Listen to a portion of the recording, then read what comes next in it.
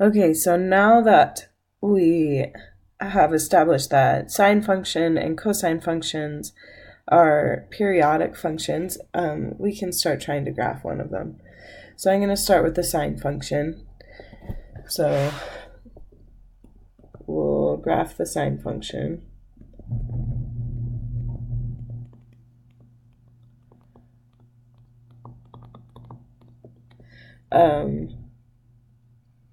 So the sine function, we have f of x equals the sine of x. Again, I'm using x instead of theta because x is a number on the, or a letter that matches on the Cartesian plane, your xy plane. So that'll make it a little bit easier to graph instead of using theta because we don't have a theta y plane. You could graph it as a theta, that would be fine. I'm going to use x though. All right, so to graph this, I'm going to start out with my sides here. So I have my x and I have my y. And then I need different points on this. So before I get to the different points, I'm actually going to graph this by using a t-chart. So I'm just going to pick x values and I'm going to see what comes out on the y side. So notice that the x values that we are going to need to put in, these x values need to be angles that we know about.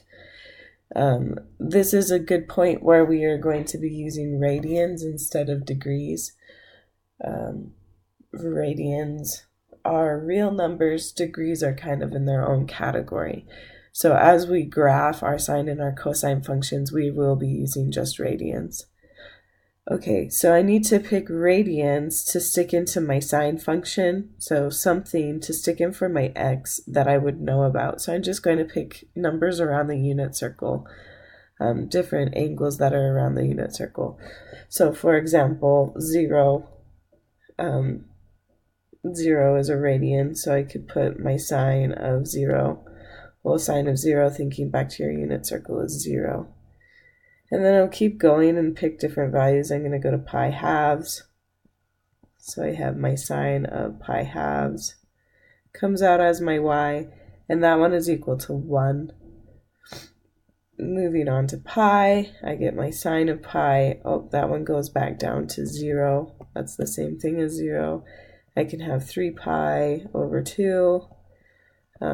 So that gives me my sine of 3 pi over 2 is -1. And then I have 2 pi, and sine of 2 pi is the same as sine of 0, which is just 0. So I'm going to start with those values. Over here on my x-axis, I'm going to label out to 2 pi, and then halfway in between 0 and 2 pi, I can label pi. And then halfway in between pi and 0, I can put pi halves. And then halfway in between pi and 2 pi, I'm going to put my 3 pi halves. Alright, so I have those different points there.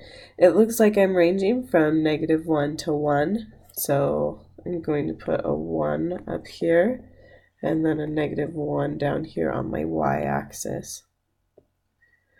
Alright, so now I have these different points that I can plot.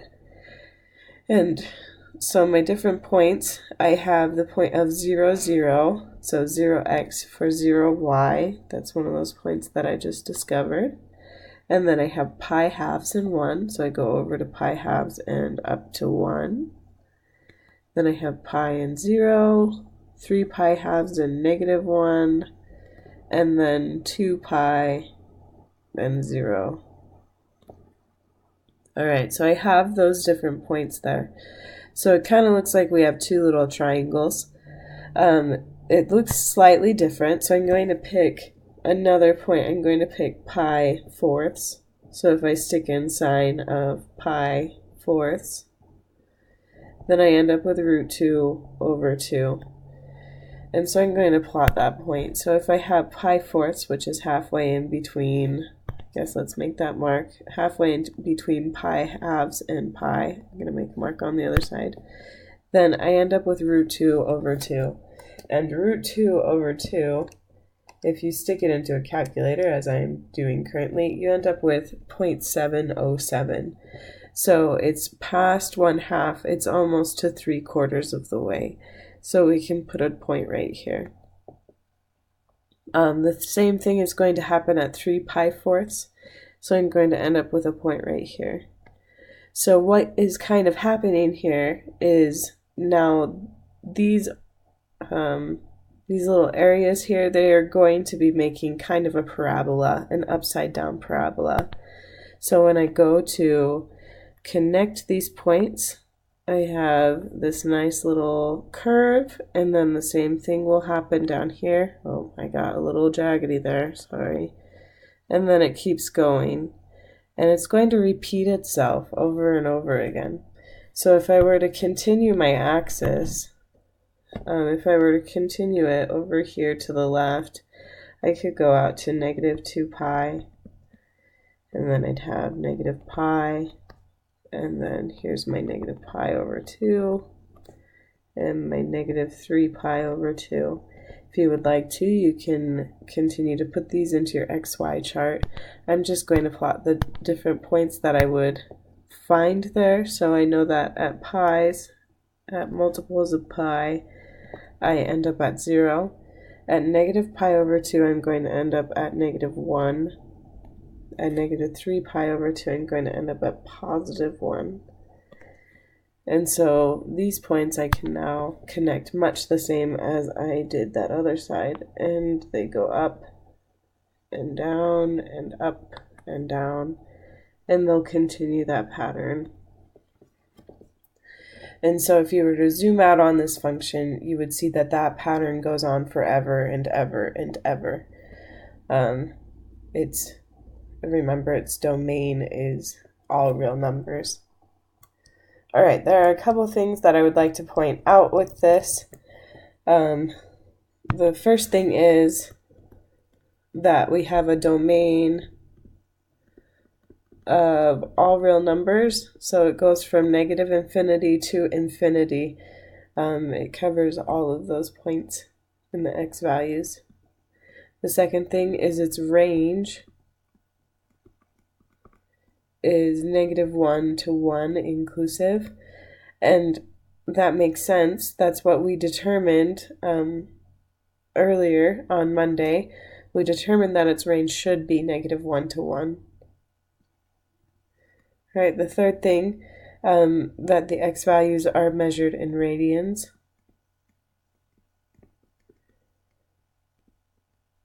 They're the same as if you had used theta and you're just sticking in angles. We're measuring them in radians. My fourth thing is that it's an odd function. Remember that odd functions are symmetric about the origin. So that means if I were to take there's not an S there. If I were to take a pin right here and put it in the middle at my origin, I could take my whole right side of my graph and I could rotate it about the origin and it would land perfectly onto the left side of my graph.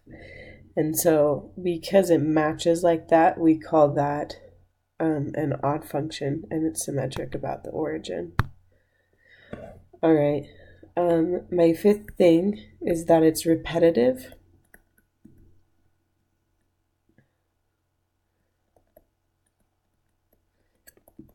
I think I spelled that right. So it's repetitive. It is repeating every 2 pi. So every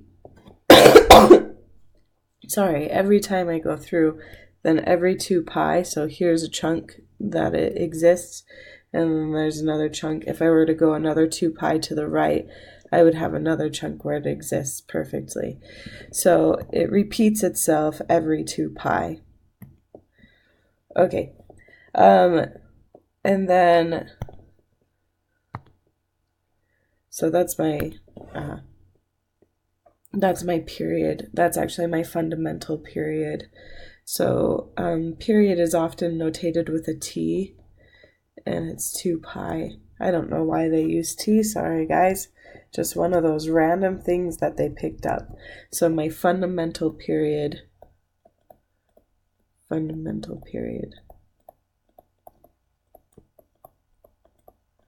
is 2 pi. All right, and then the last thing I would like to point out is something called its amplitude. So its amplitude is one unit. The amplitude, when I find it, it is based on the maximum and the minimum. So here I have a maximum at 1, so there's my maximum, and I have a minimum at -1. It's never going to go beyond those 2 points. Our function stays within those bounds. So what happens with the amplitude is halfway in between it's 1/2 of the difference between your maximum and minimum. So in essence, it is this length right here. You can think of this as a wave, and it has crests that it comes up to, and then it has gulfs that it goes into. And so with this wave, its amplitude is how high above sea level it would go. And so it's going 1 unit above sea level. Okay, so that is the sine function. That is how you would plot the sine function. All sine functions look very similar. They are going to change their height sometimes. We'll talk about that next. And then they'll also change how close they are together and how far apart they are. That changes depending on your period. So we will talk about that more in just a minute. We'll go on to cosine next, and then we'll keep going with that.